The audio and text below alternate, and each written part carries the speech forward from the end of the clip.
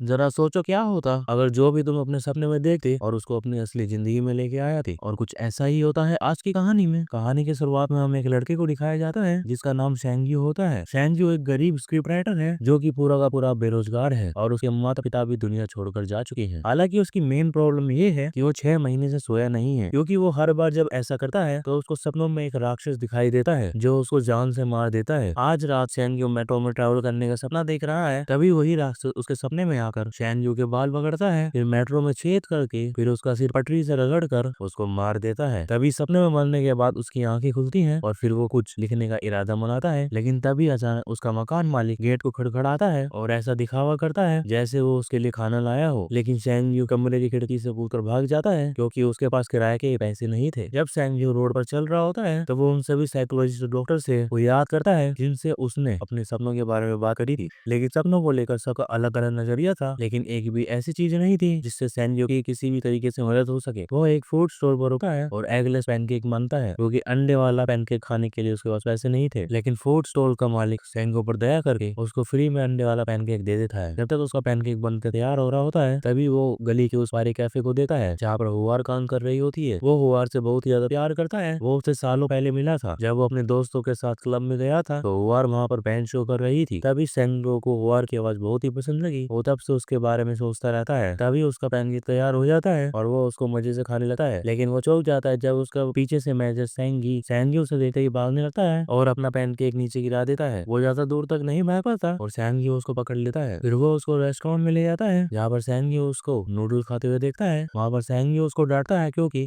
सैंगी ने कॉन्ट्रैक्ट की इज्जत नहीं की और स्क्रिप्ट भी टाइम पर डिलीवर नहीं करी। फिर वो मैनेजर दोस्त को सपने वाली बीमारी के बारे में बताता है और कहता है कि वो कॉन्सेंट्रेट नहीं कर पा रहा है, इसलिए स्क्रिप्ट अभी तक तैयार नहीं हो पाई है। लेकिन सैंगी ऐसा नहीं सुनता और 10 दिनों में स्क्रिप्ट तैयार करने का ऑर्डर दे देता है। फिर सैंगी वापस से अपने अपार्टमेंट में जाता है और देखता है कि उसका सामान गेट के बाहर पड़ा है और गेट भी लॉक्ड है। इसका अर्थ ये होता है कि उसके मकान मालिक ने उसको लात मारकर उसके घर से बाहर निकाल दिया। फिर वो रात बिताने के लिए कैफे में जाता है और लैपटॉप में स्क्रिप्ट लिखने की कोशिश करता है, लेकिन बहुत खतरनाक भूख के कारण वो कुछ भी नहीं लिख पाता और आखिर में वो सो जाता है। फिर अचानक उसके पीछे वही राक्षस आ जाता है जो पहले उसके सपने में आया था। वो अपनी जंजीरों से सैंगो को गला दबाता है और उसका सिर टेबल पर मारता है। एक बार फिर अपने सपने में मरने के बाद वो सुबह उठा है तो उससे पता चलता है कि उसका लैपटॉप चोरी हो चुका है। उसको सपनों में और हकीकत में कोई डिफरेंस नहीं दिखा और फिर वो सैंजी को मैसेज करता है कि वो अब सुसाइड कर रहा है। सैंगी होवार की सामने वाली बिल्डिंग को चूज करता है और उसके किनारे पर खड़ा हो जाता है। कूदने की पूरी तैयारी कर लेता है, लेकिन अचानक वहाँ पर फूड स्टॉल वाला आदमी आ जाता है और उसको बचा लेता है। वो उसको खाने के लिए फ्री में पैनकेक देता है और उसके साथ बैठ जाता है और वो सैंगी को बताता है कि जब भी तुम अपना सपना देखो तो तुम्हें आई एम ड्रीमिंग बोलना है, इससे तुम फौरन ही अपने सपने से बाहर आ जाओगी। सैंगी देर रात तक से छत पर होवार को देता रहता है। रात को वो अपना फोन भेज देता है ताकि उसको कुछ पैसे मिल जाएं और वो उन पैसों से खाना खरीद सके। सैंगी एक स्टोर में जाता है और वहाँ पर कुछ चीजें चुराने की कोशिश करता है, लेकिन वो अपना मन बदल लेता है जब उसको पता रहता है कि उसको देखा जा रहा है और वो खाना खरीदता है और स्टोर के बाहर बैठकर खाता है। अचानक से सैंगी चौंक जाता है जब वो होवार वहाँ पर आ जाती है। उसे लगता है कि ये सच है, लेकिन तभी वो राक्षस में बदल जाती है। राक्षस सैंगियों को कांच की तरफ धक्का देना चालू कर देता है। वहीं दूसरी तरफ स्टोर मैनेजर को लगता है कि किसी ने सैंगियों को पैनिक अटैक आया हो। राक्षस सैंगियों को उठाकर अपनी तलवार से मारता है और उसको कांच की खिड़की से स्टोर के अंदर फेंक देता है। सैंगियो फूड स्टोर वाले आदमी को याद करता है, तलवार को पकड़े रहता है और कहता है आई एम ड्रीमिंग, और वो तभी सपने से बाहर आ जाता है और उसके हाथों में राक्षस की तलवार आ जाती है। सैंगियो स्टोर मैनेजर की बुलाई हुई एम्बुलेंस से आने से पहले वहाँ से भाग जाता है और तलवार को सुरक्षित अपने पास रखकर रात एक पार्क में बिताता है। अगली सुबह उस तलवार को बेचने हुए एक एंटिक शॉप पर जाता है। सारे दुकानदार उस तलवार को खरीदने के लिए बहुत ही ज्यादा एक्साइटेड होते हैं। तभी उसको लगता है उसके हाथ बहुत ही कीमती चीज लगी है। फिर वो सारी दुकानों में जाने के बाद फाइनली वो एक दुकानदार से बार्गेनिंग करता है, तलवार को 20,000 में बेच देता है। सैंगियो बिना टाइम वेस्ट किए सारे पैसे खर्च करने चालू कर देता है। एक लैपटॉप खरीदता है, अच्छे रेस्टोरेंट में खाना खाता है और एक फैंसी होटल में रहता है। सैंगियो शेविंग करके अपना लुक बदल देता है और बिल्कुल मीठा बन जाता है। जैसे ही रात होती है वो नींद की कुछ गोलियां लेता है और सपना आने का इंतजार करता है। ये सपना भी उसको उसी होटल में आता है जहाँ पर वो रुका है, इसलिए वो अपना कमरा छोड़कर कॉरिडोर में घूमने लगता है। फिर वो एक फ्लावर बोर्ड को उठाता है और कहता है आई एम ड्रीमिंग, लेकिन कुछ भी नहीं होता। वो कुछ और पता लगाने की कोशिश करता है, लेकिन तभी अचानक दीवार तोड़कर वही राक्षस आ जाता है और एक सोने की कुल्हाड़ी लेकर उसका पीछा करता है। राक्षस उसको कुल्हाड़ी से मारता है और इधर उधर फेंकता है, इसके कारण उसको काफी चोट लगती है। लेकिन थोड़ी देर बाद शेंगू कुल्हाड़ी पकड़ लेता है और जल्दी से कहता है आई एम ड्रीमिंग। एक बार फिर से वो अपने हाथों में राक्षस की कुल्हाड़ी लेके जाता है और उसके सारे घाव भी ठीक हो जाते हैं। अगले दिन वो वही कुल्हाड़ी उस दुकानदार को बेच देता है और पैसों को तुरंत खर्च कर देता है। आज रात को वो एक नई चाल चलता है। वो सोने से पहले वाली किताब में पुराने म्यूजियम की किताब जाता है ताकि वो म्यूजियम उसके सपने में आ सके और उसकी चाल काम कर जाती है क्योंकि वो सपने में उसी म्यूजियम में पहुंच जाता है। शैंग यू चारों ओर देता है, सभी एंटिक चीजों को घूरता है और सबकी प्राइस देखकर सबसे महंगी चीज चुराता है और राक्षस के आने का वेट करता है। इस बार राक्षस एक बशीर गर्ल लेकर आता है जो शैंग यू के प्लान के बिल्कुल अपोजिट था। शैंग यू दौड़ना चालू कर देता है और गोलियों से खुद को बचाता है, लेकिन आखिर में राक्षस उसको पकड़ लेता है और उसको मार देता है। शैंग यू बाद में अपने होटल के बेडरूम में आ जाता है। वो उस काम का अधूरा नहीं छोड़ना चाहता था, इसलिए वो जल्दी से नींद की गोलियां लेता है और वापस से सपने में चला जाता है। वो फिर से दौड़ना चालू कर देता है और इस बार एक लंबी छलांग लगाकर दोनों एंटी चुरा लेता है और कहता है आई एम ड्रीमिंग और अपने होटल के बेडरूम में दोनों चीजों को लेकर आ जाता है और अपने काम में कामयाब हो जाता है। इस बार खजाने को शैंग यू प्रोफेशनल एंटिक डीलर के पास ले जाता है ताकि वो अमीर लोगों से बिजनेस करे और ज्यादा से ज्यादा प्रॉफिट कमाए। उसे उस खजाने के बदले में $2 मिलियन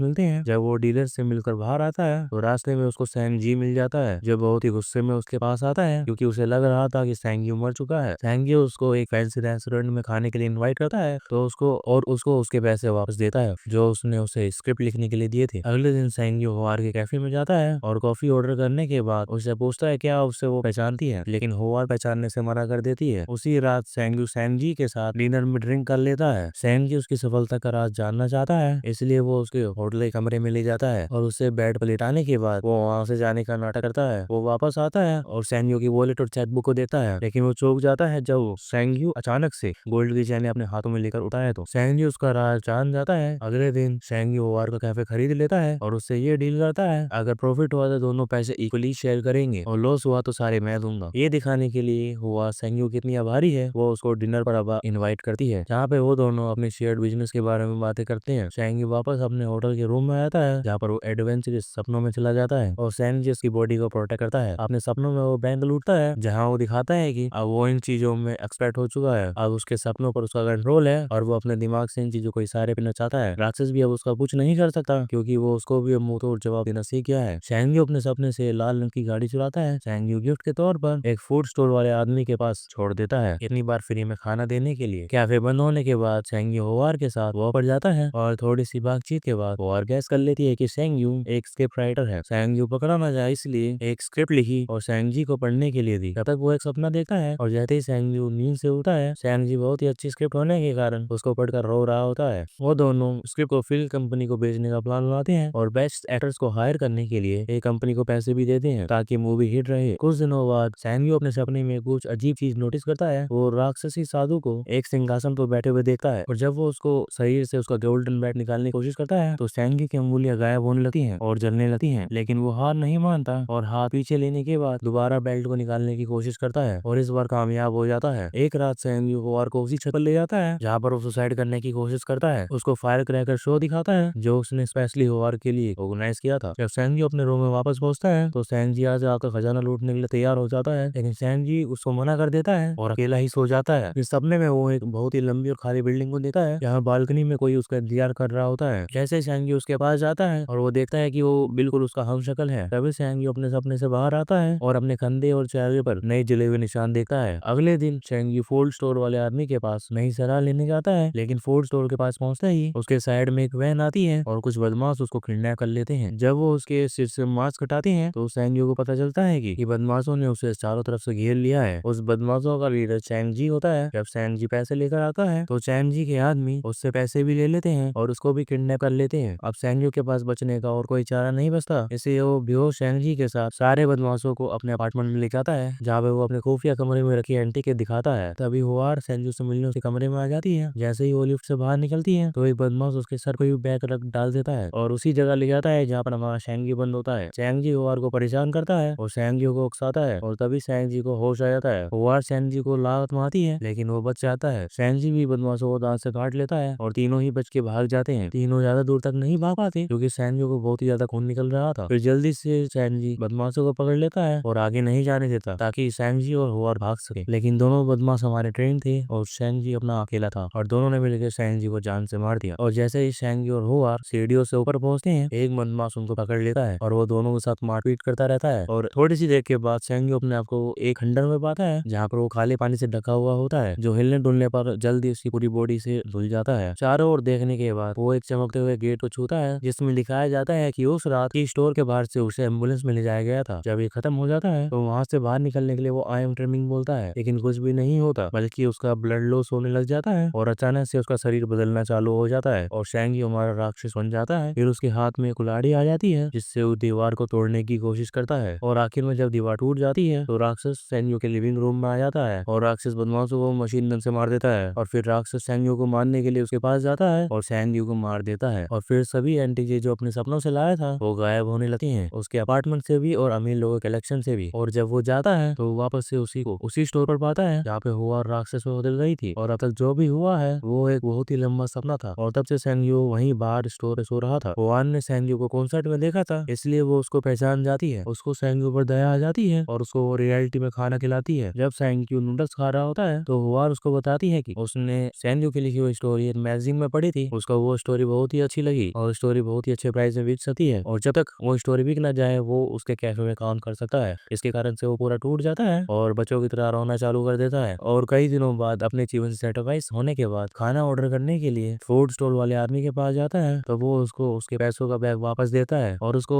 उसके पेट पे एक निशान दिखाता है, क्योंकि उसके पास भी वही शक्तियां हैं जो सैंजियो के पास हैं, लेकिन उसने ये साधारण जीवन जीना ही सही समझा। जैसे सैंजियो उसकी कहानी सुनता है तो कहानी यहीं पर ही खत्म होती है। इसी के साथ जिसको मूवी पसंद है वीडियो को लाइक, चैनल को सब्सक्राइब जरूर करना। Thank you for watching.